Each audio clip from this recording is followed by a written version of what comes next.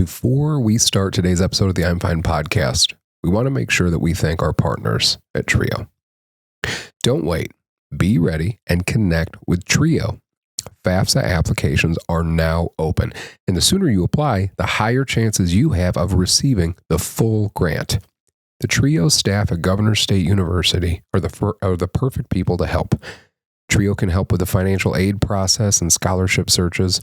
Trio can provide fee waivers for admissions applications, assist with the admission application processes, online tutoring, help with GED referrals, and provide payments for the GED test. Trio provides various avenues for career explorations, as well as resume and interview preparation.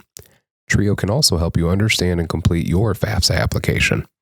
If you are ready to take the next step on your educational journey, contact Trio at 708-235-3352 for more information, or visit their website at www.govst.edu/TRIO EOC. Welcome back to another episode of the F.I.N.E podcast, the podcast dedicated to all things veteran mental health related. We are your hosts. I'm Eric Peterson. And I'm Brad Stozic. And today we are going to be delving into a unique aspect of mental health that many of us may not consider up until recently, which is the influence of weather on our well-being. So thank you again for tuning in, and get ready to be freaked out, insecure, neurotic, and emotional about battling the elements. Welcome to the F.I.N.E podcast with your freaked out, insecure, neurotic, and emotional hosts, Eric Peterson and Brad Stozic.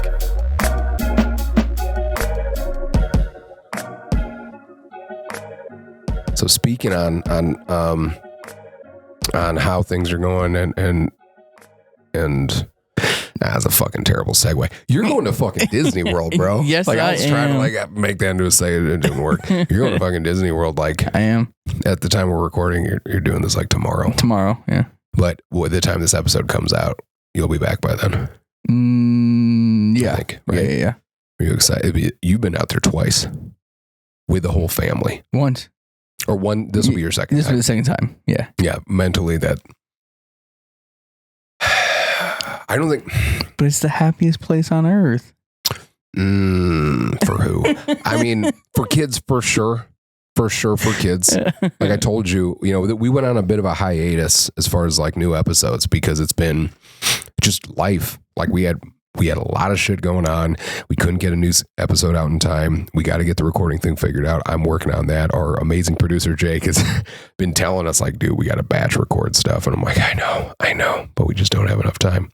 And I brought my kids to see Disney on Ice recently. And that was expensive. So yeah. I'm just bro, yeah. Getting 2 popcorns was fucking, I don't know, no exaggeration. I think it was 40 some bucks for 2 bags of $5 popcorn in a $3 bucket with Mickey Mouse's face on it. Dude, I saw a video. This guy found an old school Disney ticket from, I think he was the 60s or 70s. He said the original price was $8, but it wasn't used. And he was able to get in with it. Really? Yeah. That's pretty cool. Yep. That's cool that they honored that. Yeah, they just gave him one of the new high-tech credit card. Yeah. And he got to go to Magic Kingdom for the day. That's pretty badass. Yeah. So one of the things that, we were talking about topics for the next episode. We had some good ideas. We wrote a bunch down. But I realized that dude, I haven't been doing great the past month, especially. And I genuinely believe that the weather has something to do with that. And we were talking about it and we're like, fuck, why don't we do an episode about this? We talked about the holiday blues in the past. We talked about, but the emphasis in that episode about I'm fine with the holiday blues. One of our earlier episodes, I think it was December of 2022. Mm-hmm. We kind of talked about the feelings of dealing with the time after the holidays and what happens to your body after the holidays, what happens to your brain after the holidays. You know what I mean? That lull. But weather in general really has an impact on your mental health. And dude, I don't know, for the past 3 weeks, it's been gray as shit. Yeah. I hate it. The overcast. Like, I don't know how British people do it.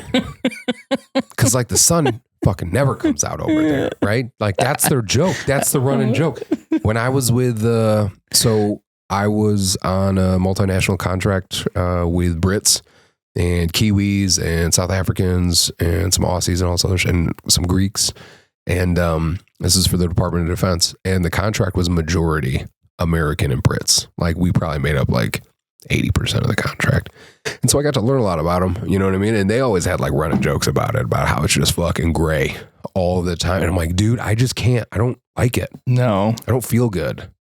It's not, I don't know. It doesn't energize me. It doesn't make me feel good. And so we talked about doing an episode about it. There's plenty of shit online about how the weather can affect your mood. So I'm kind of happy to dive into it a bit. So, I mean, I can tell you that as far as how the weather affects my mood. So again, without reading into any of this shit, before I did any of this, I sat here and I try to just think about it to myself. Like, how does the weather impact my mood? Well, obviously when it's sunny, I feel better. You know what I mean? I feel more positive. I feel like I have more energy. When it's dull and gray and shitty out, I feel the same. I don't know. It's harder for me to get motivated.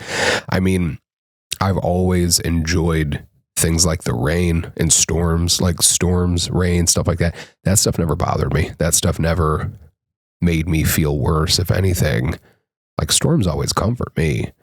Like, I get the best sleep ever when it's raining. Yeah, I agree with that. I like storms. Yeah. So, I mean, like, that stuff doesn't bother me.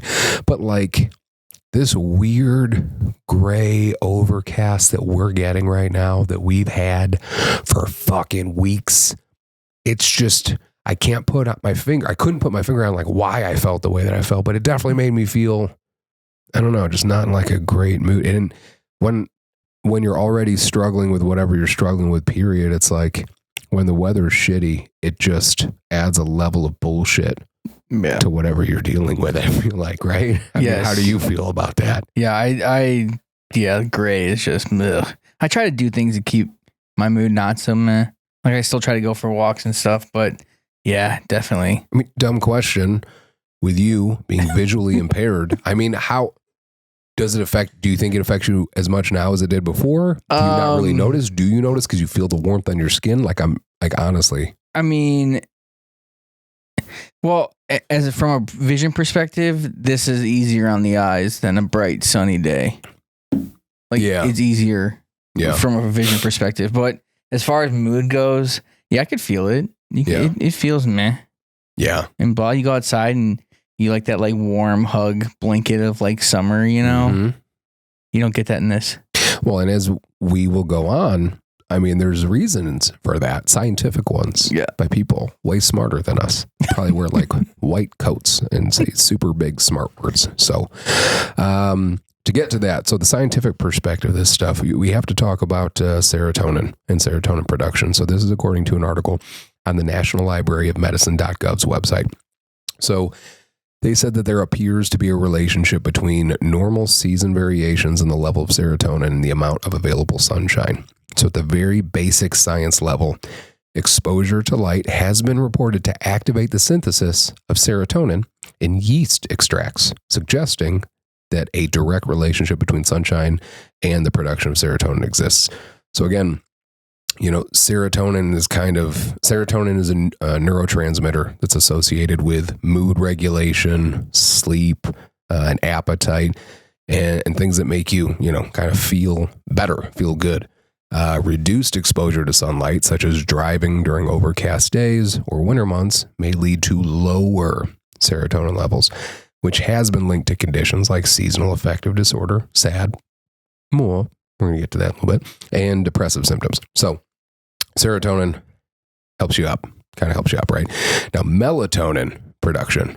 So sunlight exposure, particularly during the day, helps regulate the body's internal clock, or your circadian rhythm, and suppresses the production of melatonin, which is a neurotransmitter that induces sleep. So a lack of exposure to natural light especially during shorter days or extended periods of darkness, can disrupt this balance, potentially leading to changes in your sleep pattern and your mood. Another aspect of this is vitamin D and vitamin D synthesis. So sunlight is a natural source of vitamin D, and its production in the skin is triggered by exposure to UVB rays. Vitamin D plays a role in various physiological processes, and its deficiency has been associated with conditions like depression. Reduced sunlight exposure, especially during winter months, can contribute to lower vitamin D levels. So just kind of going over that. It fucks up your serotonin. It fucks up your melatonin. Serotonin's kind of up. Melatonin's to go to bed.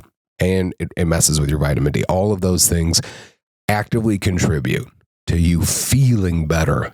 Yeah. And this bullshit weather we're dealing right now. It's not only just the weather, but it's like being stuck inside too. Even like if you're stuck inside during nice weather. So like when I was in the Marine Corps, we worked. There was a point where we worked a one watch. Where that was like everybody worked breakfast, lunch, dinner every day. So, dude, and in like the wintertime, like, yeah, it was still nice out, but like the sun would set earlier. Mm-hmm. So we would go in before breakfast, obviously 3 o'clock in the morning, and we would leave not until 5 or 6 at night. So it was like dark when we got there, dark when we left. Like we might be able to go outside for a second. Just like feel the sun beat down on your face. Yeah, and then back inside. Back to the dungeon. I always wonder, I have a lot of friends that work in like the manufacturing industry and stuff like that. And I got guys that work at some local plants where it's like 12-hour shifts or whatever. They show up and it's dark outside and then they leave and it's still dark outside, you know? Excuse me. And like, I always wonder if you don't get to see the sunlight at all, that's gotta fuck your whole day up, bro, in time. Like my office, I changed. So I work at the Veterans Assistance Commission as a veteran service officer, and my office used to be the inside office. So it was like if our office makes a big C with hallways and offices, all those offices are on the outside. They face the exterior of the building. I'm on the interior. I was, and I hated it. I don't like fluorescent lights either. Like fluorescent lights give me headaches and stuff. Sometimes it can trigger like a migraine for me. Like I don't like bright lights. So like usually I like natural light. So eventually I got to move and now my office has a window that faces outside. So I do get the natural light, but I do like that. You know what I mean? Yeah. Why are you making that look? I know. Why? Good Princess Eric gets what he wants. Fucking little Lord Fauntleroy over here needs to see the sun. I need sunshine. Needs to fucking see the sun. You can be blind and not even see windows, dick. That's true. I'm sorry. I'm very sorry for that. It's just, dude, if I gotta sit in an office, I fucking need. No, I get it. I need some connection to the outside world. Yeah. And like my friends that work in manufacturing jobs and stuff, like you don't see the sun fucking at all. No. Like, that's just your life, bro. You just never get to fucking see the sun unless you're off work. Like, that doesn't seem like that's good for you. No, probably not. Yeah. And, so that leads me into seasonal affective disorder. I'm going to touch on this briefly. So, like I said, we did cover this in the holiday blues episode. Yep. So I'm just going to touch on it again. According to mayoclinic.org, seasonal affective disorder, or SAD, which is just the greatest acronym. I feel like they started with that. And sometimes I feel like people start with a word and they try to make the things fit that acronym. Like, we should call this SAD. And then they just seasonal affective disorder. And they just figured it out. It's a depression. It's a type of depression that's related to changes in seasons. Seasonal affective disorder begins and ends at about the same time every year.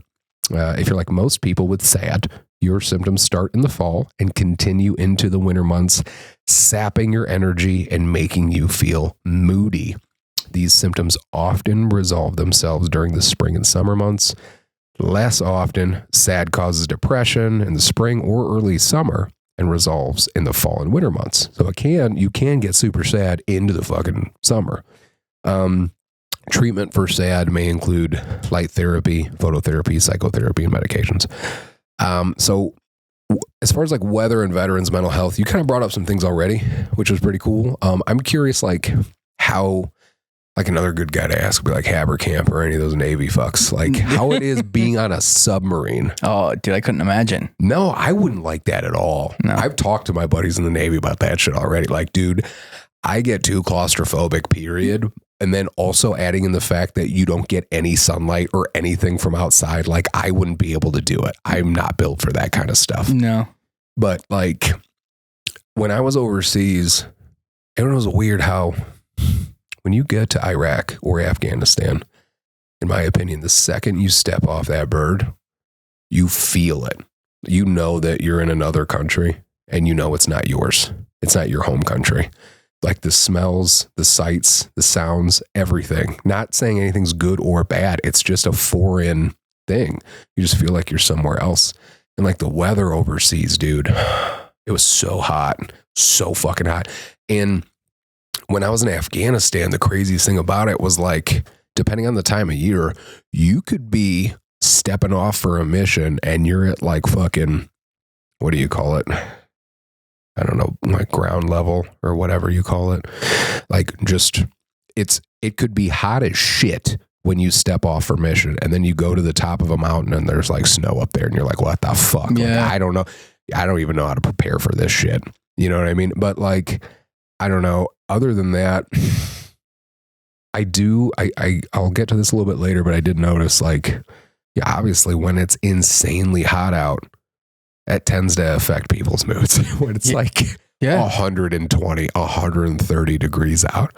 You know what I mean? Like, obviously people are going to get a little moody, a little irritable, a little fucking uncomfortable. And that could just be because of how uncomfortable it makes you feel. But as we get into it, there's also some chemical neurotransmitter brain reasons why too. Nah. The big ball in the sky is on fire makes me not happy. I don't like it. Oh, well, Okinawa was the same way with the humidity.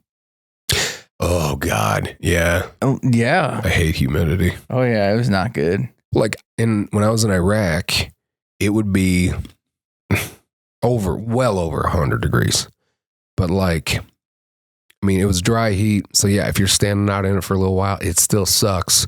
But if you can get in the shade, it's like, all right, it's not like fuck. It sucks, but it's not that bad. But then like I got home from a deployment once and for whatever reason, I went to Georgia and, I was for like training or something, but I was in Georgia and it was like 100% humidity and it was like 85 degrees. And I was like, this is way fucking worse than over 100 in dry heat. Yeah. You know what I'm saying? 85 and 100% humidity. Fuck that. Like, no, I don't want to, you don't want to move. You just feel like the air is like a thick, dense, like thing. You know what I'm saying? So I didn't like that at all either. But one other thing that I'll say about weather affecting your mood from the veteran perspective, and this isn't my opinion, but it's the opinion of some of my buddies, is that when it rains, it's easier for them to sleep because when they were overseas, I mean, they never got attacked when it was raining. I've heard this from OEF guys, OIF guys, and Vietnam guys that like when it would rain, sometimes they wouldn't get attacked. So because of that, and because they were in the shit like all day, every day, when they got home and it would rain outside, it actually helped them out a little bit because they felt like at ease, which is also something I never thought about either. You know, how something in the weather could be connected with something so traumatic that it could affect you for the rest of your life whenever you're dealing with that same thing. Yeah. You know what I mean? Now, before I move on, was there anything else that you had as far as like what it was like when you were in, if the weather affected your mood at all, other than what you mentioned before? Because that's pretty substantial. Again, going to work early in the morning, you don't get out till at nighttime, you don't get to fucking see the sunlight at all. That sucks. You know what I mean? Just that and the humidity. In Japan? Yeah, it was humid. I didn't realize it was that. I've never been. It was like the walls in the house would like start sweating. Oh, yeah. Humid. You know what I'm talking about? Yeah. It was, you would walk outside and your like clothes, like your camis would just like stick to you. Already. And just, yeah. And dude, I didn't understand this, but in the chow hall, for the first like 4 years I was in, we had like paper hats. Like that you just put your chevron in, but it was like, and it's like by hour one, you're getting a new, I went through like 8 hats a day. Because you're just sweating. Yeah. It's humid as shit, and you're standing in front of like grills and so stuff you're working all in the damn day. kitchen too, yeah. Oh my God. Okay. Yeah. Well, what are some things that you think we can do to deal with our sensitivity to weather changes? Sure. So the first one is engage in physical activity. It's going to suck, right?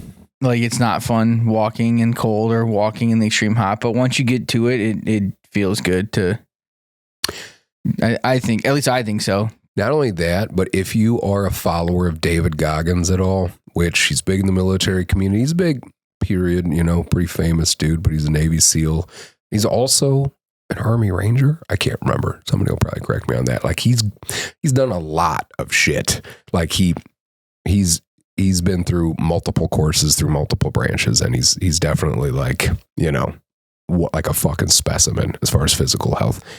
And he talks about, as far as like engaging in physical activities, and I tried doing this with a little bit of his motivation. He is more like in your face drill sergeant style, like fucking pussy, get up. And I'm more like, like I don't do well with that either. You know what I mean? I'm more like, I'm a little bit more low key than that. But he talks about, when it's cold, when it's shitty out, regardless of the conditions, that you need to try to do something. You need to get out there and do something. And I know it sucks. And there will be times where maybe it's dangerous and you shouldn't go out there or whatever. But like I've gone on some runs in the winter when it was cold as hell out. And yeah, I didn't run very fast. And yeah, it sucked. But when I got done, I felt amazing. You know what I mean? Because it's like you pushed yourself. You had every reason to not do it. And if you can do it when it's shitty outside, then what's your excuse to not do it when it's nice outside? Yep. So yes, engaging in physical activity, always good. If you can't go outside, go to the gym, go to an indoor track, go somewhere. You can do push-ups and squats at your house in your living room. Dude, it's so hard for me to hold myself accountable to things like that for whatever reason. I think that a lot of people could say the same, but it's like, yeah, I could do 500 push-ups and 500 sit-ups all day. You know what I mean? And I'll get jacked eventually, but it's like, I'm not going to fucking do that. No, that hurts. Yeah, it's hard. Yeah. But yes, you can be physically active anywhere. Yeah. You know what I mean? Set up a space in your house if you don't have one and the weather's shitty outside. Do yoga in your house. Do something, right? But yeah, I like all that for sure. What's the next one? The next one is practice mindfulness and relaxation techniques. That's your shit. Going back to the meditation, man. Yeah. Have you been doing it again? I have started again, yeah. How's it been going? Good. Yeah. Yeah. It's hard to do, like when you have kids, to meditate for me. Well, you know what though? I guess I have kids. It's hard for me to, I'll say it again. It's hard to do it when you have my kids. Like, dude, you've been down here when my kids are home and you're just like, what the fuck is happening upstairs? Like it sounds like a civil war. Like it's just crashing and yelling and screaming and crying. Yeah. I mean, but then it's like, that's also sort of the point of meditation, is to be able to find peace and all that too. You know what I mean? But yeah, mindfulness, relaxation, that's all your stuff, man. Yeah. You know what I mean? And big fan. Has that been helping you out this winter? How have you been doing through this winter season? Okay. It's like, I've been struggling a little bit, dude. This winter season? Yeah. Well, when it first started, it was like the holidays and stuff. And then it was like, I graduated school. So I was like, woohoo. Which, congratulations, by the way. Thank you. Graduated with your bachelor's, right? Yes. Fuck yeah, dude. Yep. It's awesome. And now it's to the point now where I'm like, all right, now I need to do something with my life. Like it's kind of getting to the point now where I'm like, all right, I want to go outside. Like I've been going for walks now. Like I said, it sucks. It's cold, but I'm doing it because I have to. Otherwise, I'll go insane. Yeah. And you feel better when you go do it. Yeah. You know what I mean? And then, like you said, practicing, being mindful, practicing relaxation techniques. And the whole thing with mindfulness in comparison to meditation was like, being mindful to me, being mindful doesn't mean that you have to meditate. No. It just means being present. Yeah. Like being there. And like, I have had those moments that I talked to you about too, where like, arguably the best moments about being a dad, in my opinion, are when you are sitting on your couch and you're with your family, you're with your kids, kids, your wife, whatever you got, they're with you. And you're just living. Like your kids are playing, watching a movie, whatever, your significant other snuggling with you or whatever. And you got to sit there in that moment and be like, these are those fucking moments. Like when I leave this world, those are the moments I want to think about. Yep. Not the grand achievements and successes and whatever. I'm like, those are great too. But like, man, that's the good shit, is those moments. And I think that being mindful, practicing mindful techniques is so important in those moments. Like just through your life, whenever things aren't going terrible, you got to look around and be like, hey, I really appreciate this office. Yeah. At one point, this office wasn't here, and I worked really hard for a long time, and now it is. I fucking appreciate that. I love this. You know what I mean? Yeah, and that's a huge problem with our today's society. Everyone just wants more and more and more. You never stop and take time to realize what you really do have in your life. You don't have time. You don't have time because you're just on to the next thing all the time. But you do have time. You're choosing. Yes. You're choosing to not make time. True. And if we don't pay attention, it's very easy for all of our time to get booked up. Yeah. Because if you don't pay attention, you're running from one thing to the next. Like, dude, our kids are the same age. Our kids are in school. They get out of school. They go to practice for something. They get out of practice, and it's just enough time to get dinner and hopefully get homework in before bath time in bed.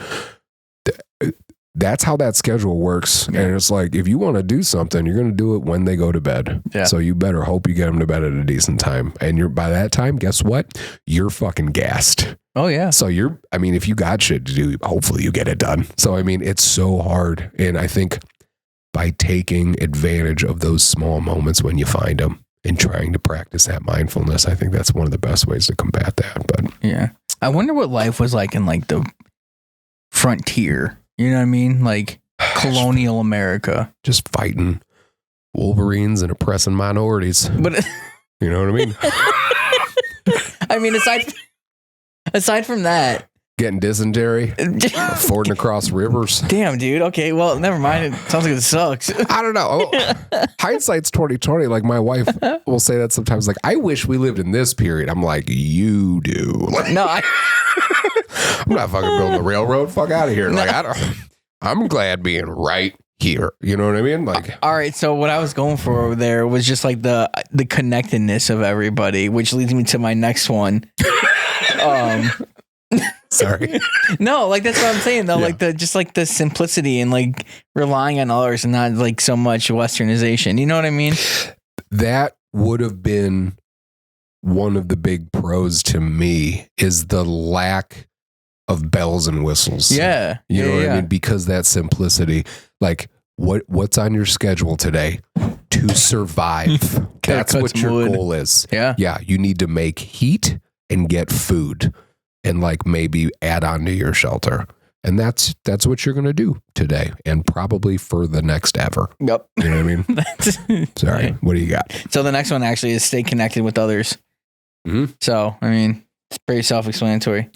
It's easy to fall off of that. Absolutely. Especially in the winter months, people get busy. You know what I mean? But like that support of friends, family, veterans, whatever, really helps. And I really used to kind of shit on the virtual stuff. But man, if you remember in early COVID days, dude, we had it was either a Christmas or a Thanksgiving, I can't remember, my family, virtually. And like, I'm so glad that I have that memory. Yeah. Like, it was weird. And it's not like being in person, but it was still important and it was still beautiful in its own way. Because when we did that, like, even if you can't meet with people in person, if you can just do it virtually or something, it forces you to have conversation. Like, I can go to a family gathering and I might not say 10 words. I'm just hanging out, letting everybody else talk. But when it's more of a virtual environment or over the phone, like, that's what it is. It's conversation back and forth, right? So, do not downplay how important it is to reach out to somebody virtually, over the phone, text message. I love that. Like, I don't know. Shout out to my boy, Chris Sifrit. He's one of many. Like, he called me the other day. He's like, hey, dude, just want to call and check in, see how you were doing. Man, that stuff is nice. You know what I mean? And it helps, especially during the winter months when you feel like shit, just knowing that somebody was thinking about you. You know what I mean? And you have the power to do that. Like, it's like a fucking superpower. You can just randomly text or call somebody and be like, hey, just want to let you know I was thinking about you. How are you doing? Just checking in. You doing okay? Dude, you really want to make someone's day? Send them a letter. When's the last time you got a letter saying how you were doing? Oh my God. I'm going to send you a letter, but it's going to be like what they would say in like frontier days. I was saying, it better be like old timey English. You better start with like, dearest Bradley. I was going to say, dearest friend. Brad Tholomew. I fought off the Wolverines this morning. Yeah, maybe we can start writing letters again. I don't know. I'll start. 98. No, I won't start. Can't see the pen. So, can you make Braille letters? Do you read Braille? No. I fucking love that. It's like, nah, I'm not learning that shit. Fuck out of here. Absolutely not. I got iPhones for that. Technology. Connection. What's the next one? Pursue hobbies and creative outlets. Okay. Pretty self-explanatory. Did you find any hobbies? Have I found any hobbies recently? Yep. No. No, I feel like I should, but no, I haven't. I started playing, like, I have a relationship with video games where, like, I'll fall off and I won't play for years. And, like, just recently, somebody was selling an Xbox One for, like, super cheap. And I was like, fuck, all right. And it came with, like, 15 games. And so I bought it. And Lily and I have been, like, playing and, like, and she's watching me play video games, and I'll try to do that sometimes at the end of the day, but I have to be very careful because for me, there's a fine line between video games being a nice me time activity and then video games becoming something that's not destructive, but it's helping me procrastinate. Oh yeah. You know, and starting to get in the way. Like, there's a line with that, but still, especially during the winter months, having hobbies and creative outlets that you can do for yourself inside, super beneficial, I think. Yep. And then the last one I have is set realistic goals for yourself for the winter time to get through it. So, yeah, I like that, especially because, you know, if you got a house, apartment, whatever your living situation is, you know, you got shit around your house that needs to get done. You know what I'm saying? Like, I got to fucking clean out the back. I got so much stuff that needs to get done around here. Like, Ashley will just randomly send me an email like, hey, just want to make sure you have this. And it's just a list of, like, all of the things that I need to do around this house. But it's like, if it's the winter time and you're not sure what to do and you're not feeling great and the weather's shit, whatever, could be good opportunity to at least take a couple of those off your list. It could. You know? But the last thing I want to do when I'm feeling meh because the winter is clean the bathrooms. You know what I'm saying? Yes and no. I don't know. I find a peace scrubbing toilets. You find a peace in scrubbing toilets. I gotta be careful saying this because if my wife hears it, she'll be like, I heard it. But it's like, when it comes to doing a task that doesn't require a lot of thinking, sometimes I can zone out a little bit. Yeah. And actually find a little peace in it. Like Craig talked about it, Zellhart, when he was on the last episode about raking leaves. Like, sometimes if you're in a shitty mood, I know you don't want to do something, but if, like, you can just get enough motivation to start a task and you start to lose yourself in that activity, like, that can help you feel better too. I used to do woodworking, and because I just don't have the time anymore, but I loved it and I wasn't good at it, but I could sit there and sand wood and listen to a podcast or music for like ever. It's just relaxing to me. I'm watching what I'm doing. I feel very calm.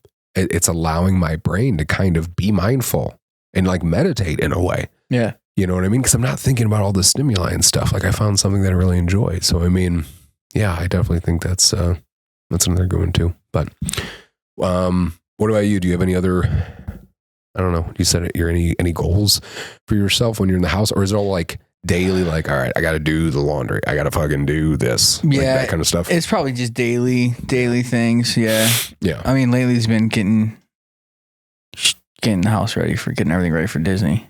It's like Dude, It's like taking you like a month to get ready. And this is bad to say, but I'm already planning Amanda's and I like our vacation for when we get back. That's not bad to say, because if you've ever taken a vacation with kids, you know as well as I do, that's not a vacation. No. It's not a vacation. It's you being super anxious and stressed out for like more often than normal. Because when you're at home, you don't have to be as stressed out because you're like, this is my space. This is a safe place. When you're out there in the world and you got kids, especially kids like mine, just fucking running around, just causing chaos. Being it's a kids. lot. It's a lot. Yeah. Just being kids. But yeah, that you need a day off from that. That's why I always say the move is when you take a vacation, you got to take an extra day off before you go back to work. Yeah. You got to figure that out because like you need a decompression day before you get back to your job, especially if you're taking a vacation with your kids. Especially vacation to Disney. Dude, it's just like Amanda's been on the phone and they'll like send you a text where it's like reservations open now. And then you have to quickly try to get it. But then if you call, they're like, sorry, it's full. And it's like, dude, I don't know. And I was like, can't you just go to Disney and just like go? She's like, no, you can't do that. Like you have to have an itemized schedule, like an itinerary. Or like, and if you don't, she's like, if we don't do this, we're not going to have any fun. We're not going to be able to do anything. I'm like, well, that's a little dramatic, I think, but thank God for moms. Yeah. Because if it was just up to dads, thank God for moms and drugs. Moms and drugs. In that order. Thank God because if it was just dads, it'd just be a bunch of people showing up at Disney. Trying to figure it out. Like, do you have tickets? What tickets? Well, I don't know. I figured I could fucking get them here. Can I just buy them over there? Yeah. Yeah. Dinner reservations? No. Nah. Nope. Do I need those? Can you just make something? I don't care what you got. Yeah. Like, do you have swim trunks for your kids? I mean, you got a store around here, right? If I could buy some swim trunks. I think that is like the ultimate go-to. Like, if you need it, just buy it. Like, you're there. You're already spending hundreds of dollars at this place. What's another $8? You and I were hanging out with our families the other night, and our wives were talking about like just men just get to go wherever they want. They just pack up like one book bag or whatever. I'm like, yeah. You don't overcomplicate it. Yeah. And if I got to pack for the kids, I'll pack the same shit. Yeah. Whatever I don't got, I'll get when I get there. Exactly. There was a video where it was like, I don't remember, it was like a husband and a wife and they're packing or something. And he's like, all right, I'm done. And he's the one with like the flannel. He's like, got like nothing. Yeah, he's got like a flannel, a t-shirt, and a pair of jeans. He's like, well, yeah. What's the problem? Like, what if you get hot? I'll take the flannel off. Well, and like I said before, I used to travel so much as an investigator that like I think, at least for myself, it's different with kids. You got to bring more shit.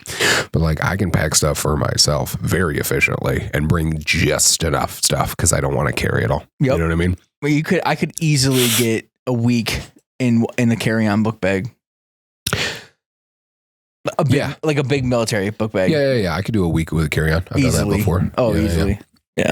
Anyway, and one thing you can do if you are traveling with a carry-on is you can explore indoor recreation, which is another thing that we found that you can do to kind of get rid of the SADS, seasonal affective disorder, or just dealing with this bullshit weather.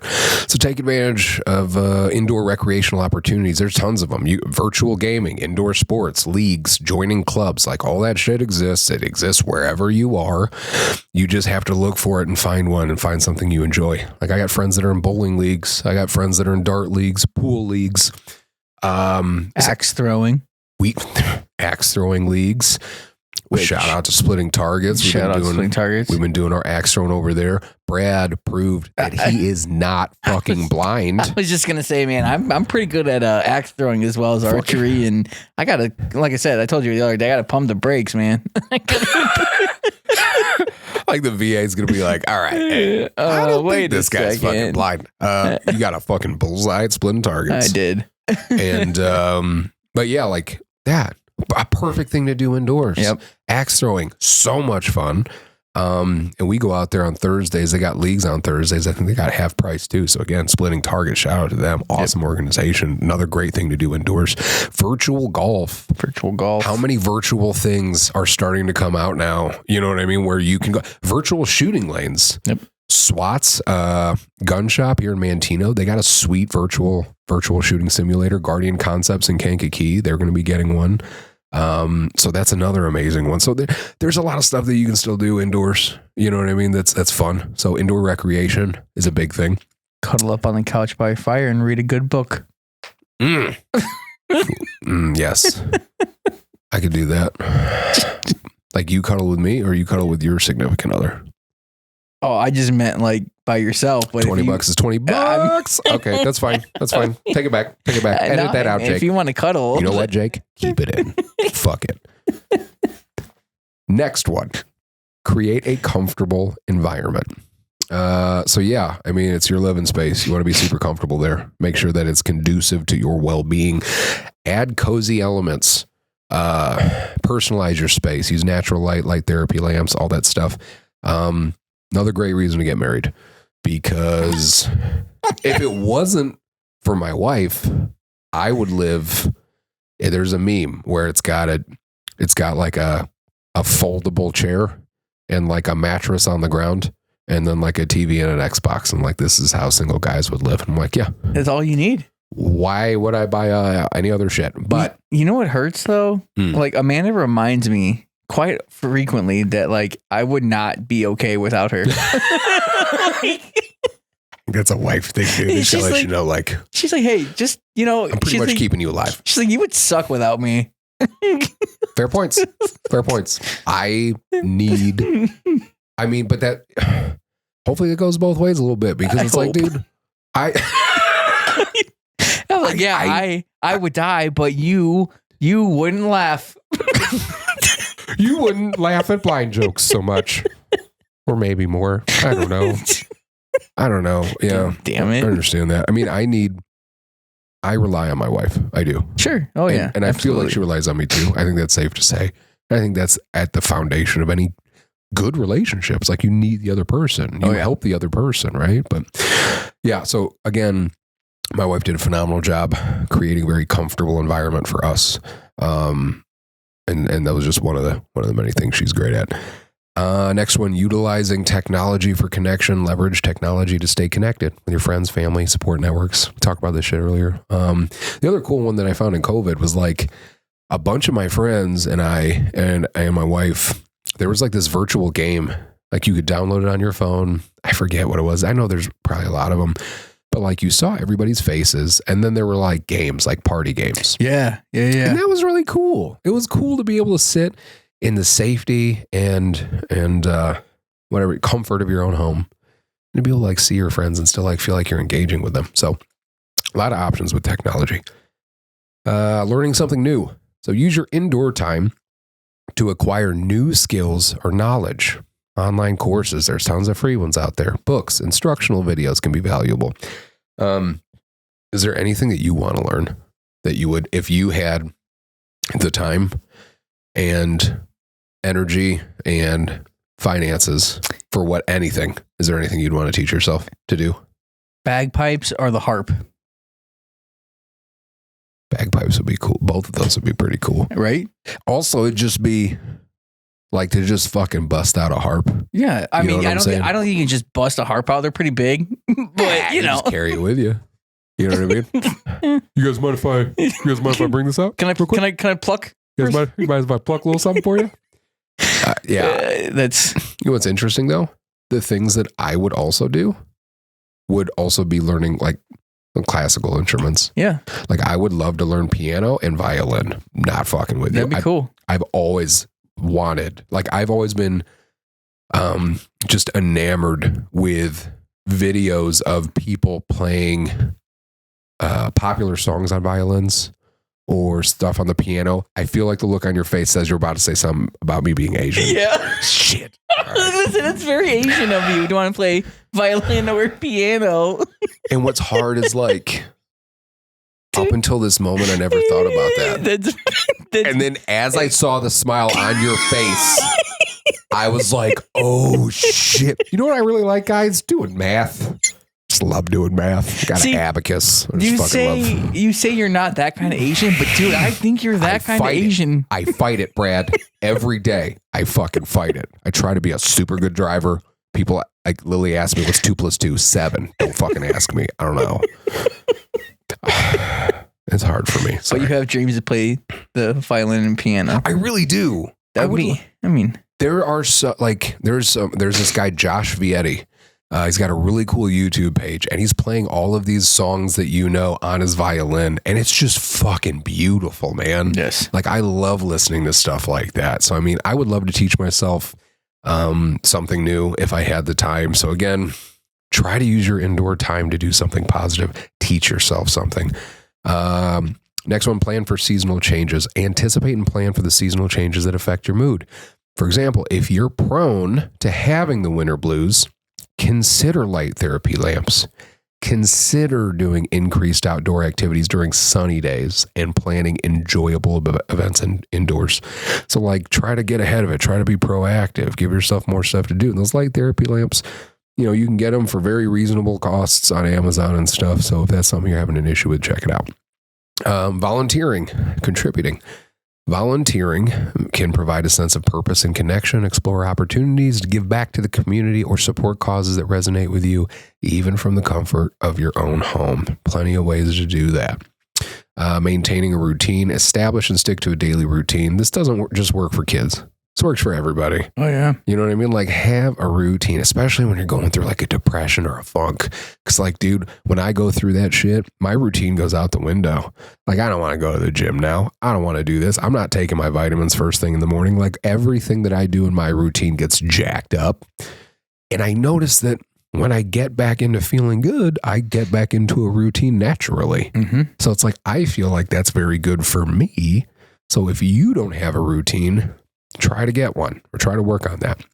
And remember that all these coping mechanisms that Brad and I just rattled off may vary in effectiveness for different individuals. It's essential to explore what works best for you and to seek professional help if you find that weather-related challenges are significantly impacting your mental health and well-being. So now, Brad, can you talk a little bit about how temperatures specifically affect us? What did you find? Yeah, so this is from healthline.com. It says typically cold weather gives your body the signal to settle down and hibernate, resulting in less energy during the winter months. Warmer temperatures can boost your energy along with your mood, but only up to the 70-degree mark. After that, you may grow tired and feel the urge to escape the heat. Sunlight also impacts energy. So light tells your circadian clock to stay awake, and darkness tells your brain it's time to rest. In other words, long, bright days can energize you, but on short or cloudy days, there's less light to encourage you to stay awake, so you may feel groggier than usual. Warm, sunny weather may affect your brain power by boosting your memory, helping you feel more open to new information, and improving in attentiveness if you have ADHD. So, like, if you're just fucking up at work right now, just be like, yo, it's the weather. It's fucking cloudy out, guys. Cold. I remember one day we were going on a mission in Afghanistan. This just popped into my mind when I said that. And our comms weren't working. So our radios in between our Humvees wasn't working. And we went to our Air Force radio guy. And we're like, hey, dude, what's up with our comms? And he was like, it's fucking clouds out. And I was like, what? I was like, bro, this is the fucking military, bro. You tell me that fucking radios don't work because there's clouds out? But it also works for us too. I'm going to try to use this at work and be like, listen, I know I fucked up everything, but there are clouds in the sky. Clouds. So fucking sorry, bro. I also found some more on this same article, on that healthline.com article. Warm weather also tends to make people more tolerant of financial risk, which was interesting to me. So if you find yourself making more impulsive investments or purchases during hotter months, the weather may be one of the reasons why. What? Your jaw dropped. Yeah, the success of cruise lines, dude. Boom, right there.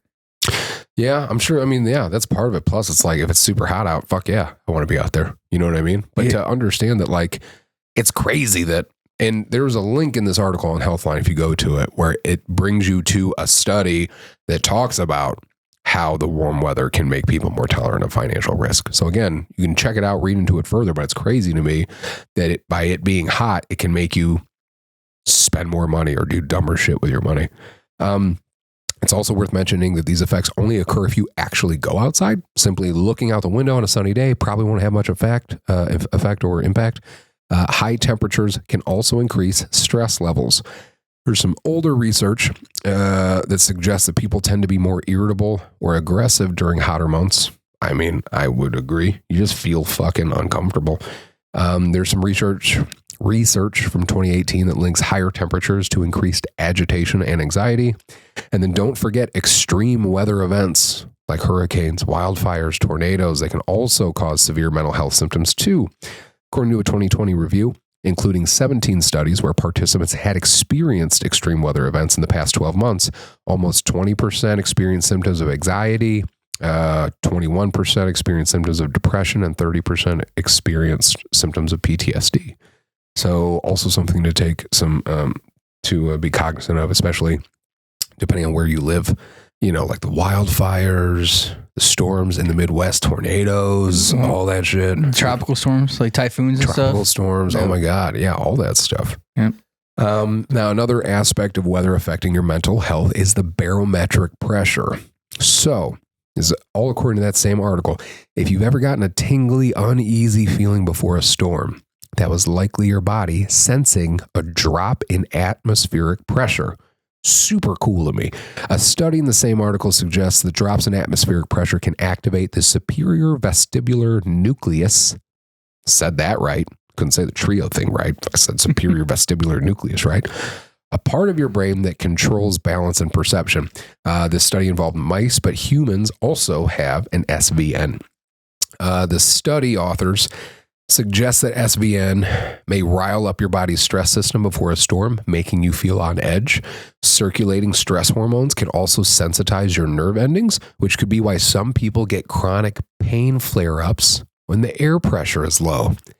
So it's like your great grandpa or whoever's like, my fucking knee hurts, storm's coming. Like, that's why that shit is. You know what I mean? That's crazy. Part of me wishes you didn't read that, because I thought I had superpowers and I could tell when storms were coming. Just wanted to assume that I was a magician or a wizard.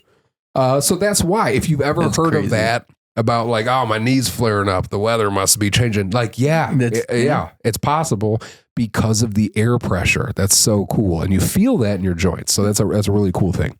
Now, what are the importance of like outdoor activities and connection to nature when we're talking about the weather and connection with mental health? Yeah, we actually talked about this on a previous episode with Marine Corps with Marine Chris James on the episode I'm Fine with the Great Outdoors. I hope he listens to this and he's like, Brad fucked up my name. Chris. Well, in my defense, I'm sorry. I have no reason for that. I mean, you aren't visually impaired and you're trying to read off a fucking tablet, so you got a little bit of a fucking reason. So, yeah, we covered it in that episode. Yep. Pretty clear, or pretty well. But like, yeah, you feel better being outdoors. There's plenty of reasons why you feel better when you're outdoors. And that's why it sucks so much when you can't go outdoors. So again, take advantage of those moments where it is nice and try to get out there if you can. What are some, what? Sorry, I would say even if it's not nice, bundle up, go outside. Even if it's not nice out. That's true. Yeah, you'll still feel better after doing it. Good point. How do you overcome those challenges? It's just a mind game, man. Yeah. Just tell myself to do it. Yep. Yeah. And there are probably, I don't know. Again, I think when it comes to if you're missing the outdoors, you can buy a terrarium. I bought an arrow garden.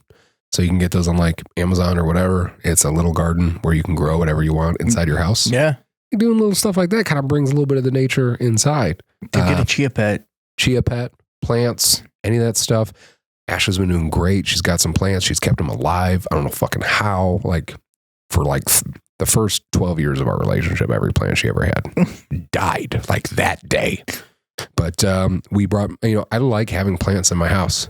It's nice. The older I get, I'm like, it just feels nice. It's nice having that in there. It raises the feng shui.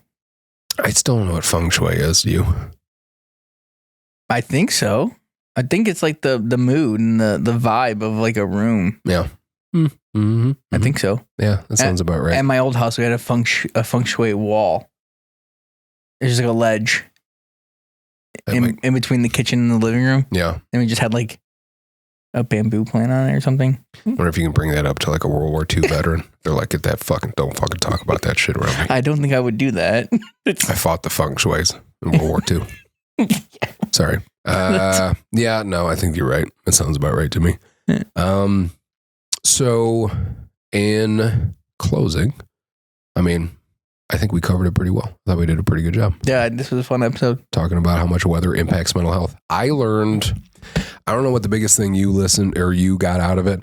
The coolest thing that I got out of this episode and studying for this episode was the pressure and how like being able to sense a storm's coming because of the drop in pressure and because your body senses that drop in pressure, but you don't understand it enough. And that's how you know that like a storm's coming and stuff. Like getting that explanation was very cool to me. And also getting to know more about scientifically, like what happens in your brain, the serotonin, melatonin, and the impact and vitamin D and the impact that the sun has on all three of those things. So I like that a lot. I forgot to mention about the vitamin D. When I was in the Marine Corps, since I would work in the chow hall, they gave me vitamin D like supplements, and it was 50,000 milligrams per pill, and I was supposed to just take one a week. Oh man, just super fucking positive, dude. By week 3, I was like a ball of sunshine. Like you take the vitamin D and you're like, hey guys, dude, like just fucking. I was shading rainbows, man. I was on cloud 9. It was fantastic. Well, they tell you to take vitamin D supplements if you don't get to see the sun at all. Like my doctor told me that before, and you should try it. But the fact that they prescribed me 50,000 milligrams. You gotta like stress that. Not 15, 50. Thank you. No, thank you, Eric. God, you are fucking welcome, Bradley. This is a good episode. That was good. So if you're listening to this today, please, I would challenge you to reflect on your own experiences of what we have said, how weather's affected your mental health. And if you got something to add, feel free to comment. Feel free to shoot us an email. Send it over to me at ericp@projectheadspaceandtiming.org. Follow our Facebook page, the I'm Fine Podcast. Send it to that. If you have suggestions for future episodes or any feedback, always feel free to let us know. Thank you so much for listening and tuning in. And before we cancel out or close out the show, the one other thing I want to bring up, as this episode drops, Project Headspace and Timing, will be offering 3 weekly peer support groups. So for veterans in Kankakee County and veterans that aren't against traveling to Kankakee County, there's going to be 3 peer support groups going on here. So every single week, we're going to have a general session peer support group on Monday nights from 7 p.m. to 9 p.m. at Guardian Concepts Training Center in Kankakee. On Wednesdays, our friend, Marine, I call him Uncle Scott Harris, he's going to be leading what we have called Mad Jack's 12-step, a non-denominational self-improvement and self-discovery program for any veteran that might be interested in like living a life of sobriety or just wants to learn more about why they act the way that they do. Again, strictly peer-to-peer stuff, just sitting down, talking, bullshitting, talking about books that we've read, things like that. That's Mad Jack's 12-step. That's going to be on Wednesdays at 6 p.m. to 7 p.m. And that's also at Guardian Concepts Training Center. And then Fridays at noon, I'll be facilitating a Vets Cafe over at Uplifted Care's Grief Center in Bourbonnais. So if you are a veteran in our area and you want to get out, meet some other veterans, kind of help kick the holiday blues a little bit and the weather, please feel free to check us out. And those will all be listed. You can find all that information on projectheadspaceandtiming.org. So again, Brad, great episode. Always fun, my friend. Thank you again. And thank you to all of our listeners. And we will be talking to you again very soon. And hopefully back on schedule. So until next time.